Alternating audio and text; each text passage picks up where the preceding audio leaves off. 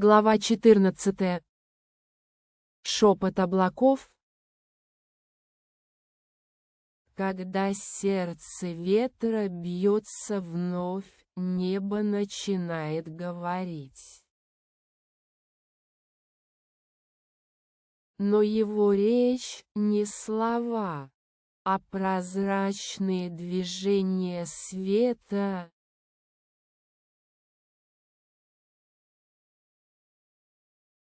Воздушные слои. Возвращение над землей. После рассвета, когда лед растаял, Аиса и Дитя Ветра стояли на границе облаков. Воздух стал настолько легким, что казалось, он сам несет их вверх. Они поднимались без усилий, словно мысли, забывшие о тяжести. Под ними лежала земля, покрытая зеркальной влагой, отражением нового неба. Ты чувствуешь? Да, воздух не просто движется, он поет.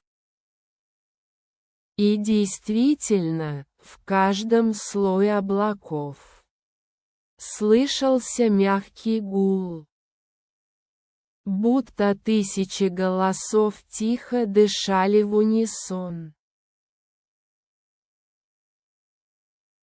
Аиса улыбнулась. Это он, Светозар, он теперь повсюду. Народ облаков.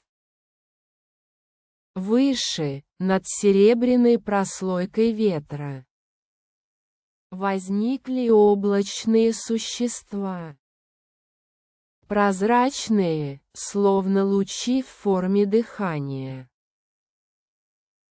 Они двигались с такой грацией, что казалось, музыка управляет телами. Одно из них приблизилось.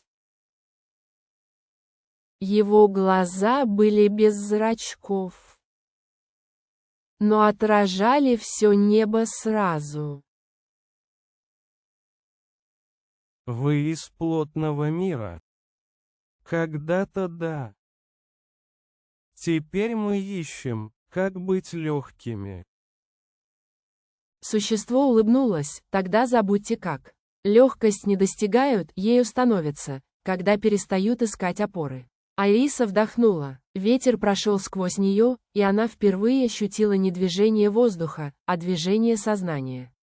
Песня верхних ветров. На 7-й день путешествия они достигли границы, где воздух становился золотым. Там начинался слой памяти облаков, где каждый ветер хранил воспоминания о пройденном пути. Аиса услышала знакомый голос: «Помни, все, что поднимается, должно научиться играть, иначе застынет снова». Это был Светозар, не голосом, вибрацией. Она чувствовала его, как легкий ток в груди. «Ты стал ветром, нет, я стал тем, что заставляет ветер двигаться». Аиса закрыла глаза и поняла, каждое облако — мысль, каждая капля — память, и весь небесный океан — дыхание Бога, о котором когда-то говорил Светозар. Испытание легкостью сомнения, чем выше они поднимались, тем прозрачней становилось небо, и тем труднее было оставаться собой. Аиса ощущала, что тело ее растворяется, а память исчезает. Она боялась, что превратится в одно из облачных существ. Теряя человеческую любовь и боль, «Я не хочу забывать его, ты не забудешь, если станешь имени». Эти слова были страшнее тишины. Аиса сжала кулаки, пытаясь удержать себя, но чем сильнее она держалась, тем тяжелее становилось тело. Небо перестало нести ее, она начала падать. Падение и отклик: ветер сорвался, и она рухнула вниз через облачные слои, вниз, в воздух, ставший тяжелым. Она кричала, но звук не выходил, все было поглощено светом. И тогда, из глубины пространства донесся шепот: «Не держись. Доверься падению, оно тоже форма полета». Она закрыла глаза, перестала бороться и ощутила, как тело снова стало легким. Теперь она не падала, она плыла, словно воздух сам нес ее вниз, чтобы вновь поднять. Она рассмеялась. Это был первый смех после смерти Светозара. Смех ветра, прозрение, когда она вновь открыла глаза. Возле нее летели облачные дети, маленькие существа, похожие на капли света. Они касались ее волос, оставляя золотые следы. Ты прошла испытание тяжестью. Теперь можешь слышать шепот облаков. Айриса прислушалась и услышала, в каждом облаке звучали слова, но не человеческие. Это были мысли-звуки, ритмы, вибрации, дыхание. Они складывались в музыку, в которой она слышала и любовь, и утрату, и надежду. Мудрость, легкость и голос небес Айриса и Дитя Ветра остановились среди облаков. Все вокруг сияло мягким светом. Издалека шел ветер, медленный, как слово, произнесенное не ради смысла, а ради звучания. «Слышишь? Да, это мир говорит без словарей, так и должно быть». Когда дыхание становится чистым, слова больше не нужны. Она плакала и смеялась одновременно. Теперь она понимала, что Светозар не умер и не вознесся.